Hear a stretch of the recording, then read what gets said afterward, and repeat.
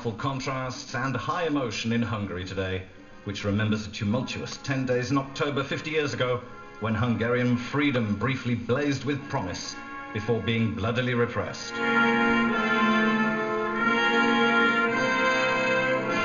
So a day for dignity and pride in being the first Soviet satellite to try and spin out of Moscow's orbit, surely. Well, not quite.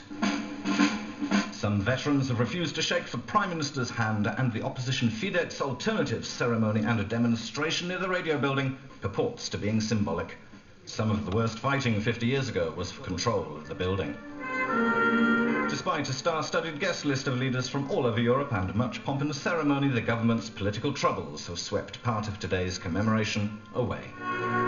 Someone to shake Prime Minister PM Gyurcsány's hand earlier today was Serbia's Boris Tadic. Both men laid a wreath at the Serbian embassy, where the toppled Hungarian leader Imre Nagy fled to claim asylum when the Russian tanks rolled over the government. The Hungarian flag flies with holes ripped from its centre. 50 years ago, communism's hammer and sickle were rejected, but today's opposition is doing the same with the government's emblem. Kossuth Square, named after the leader of another Hungarian rising against oppression in 1848 against the Austrians, has been transformed for the day, but it's a day that is marked less by unity than the events that inspired it.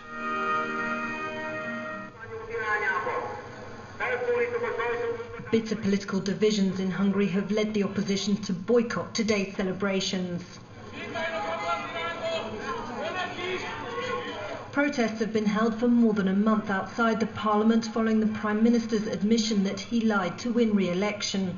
A core group has held a rally there for 36 days, calling for PM Gyurcsány to step down.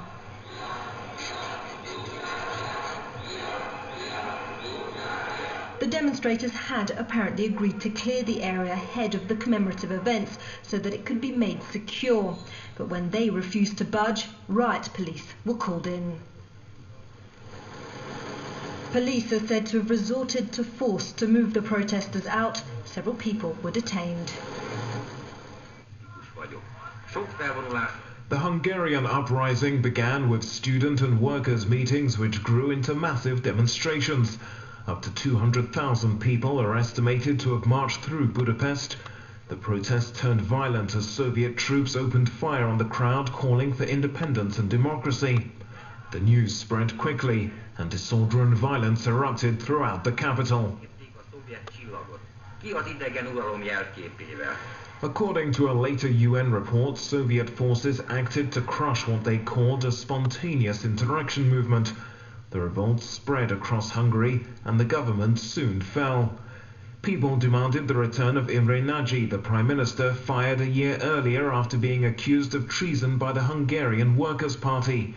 He formed a new government with former democratic parties and promised free elections and talks with Moscow over the withdrawal of Soviet troops and Hungary pulling out of the Warsaw Pact.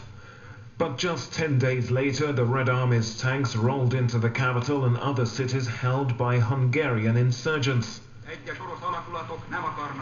Despite the bitter resistance of civil forces and thousands of militias, Soviet forces quickly regained control of the country in a matter of days. The government was overthrown, and Prime Minister Imre Nagy was executed 2 years later. A new government headed by János Kadar remained in power until 1988 with Soviet support. Around 100,000 Hungarians managed to cross the Iron Curtain to seek exile in Austria, but between 25 and 50,000 died during the Soviet repression.